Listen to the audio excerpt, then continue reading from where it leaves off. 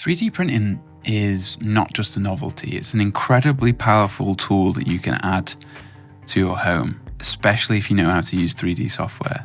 If you can model something, you can slice it up and you can send it to your printer. And honestly, I feel like these printers have surpassed regular 2D print with ink onto paper in their reliability and their usability. This model's a couple of years old now and still just functions flawlessly.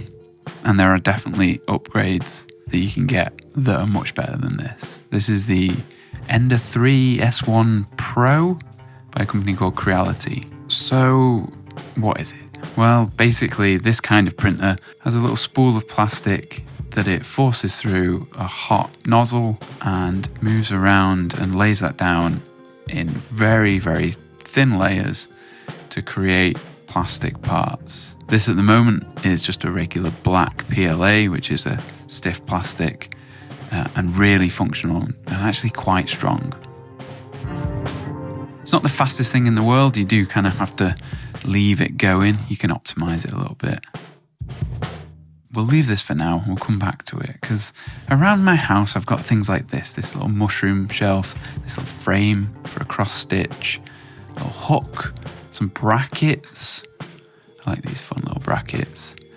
This tea light holder for a fake tea light, but still it kind of works as a little glowy holder. This phone case, which is flexible, and then this little lampshade, which means I can use my phone as a little reading light, a nice soft glow. This little cross-stitch frame as well, mimicking the thing that's in the frame. This hook for a planter.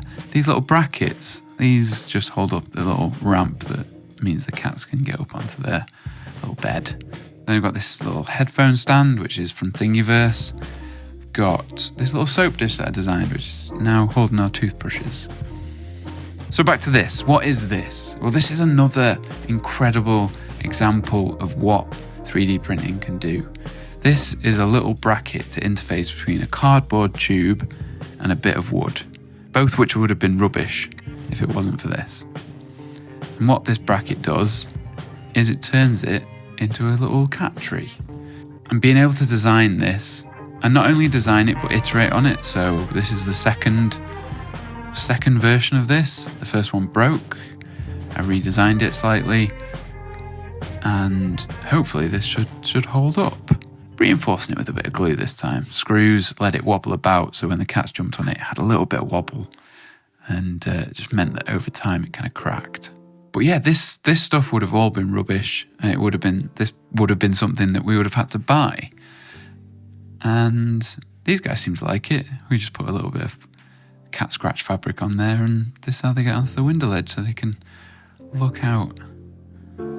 And there's always a conversation around 3D printed parts about how strong they are, how durable they are.